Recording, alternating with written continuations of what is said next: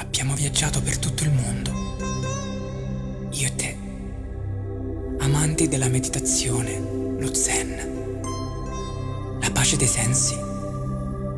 Abbiamo viaggiato l'intero continente per cercare lui, il nostro maestro, il nostro grande maestro, il maestro Okwaz Sassai.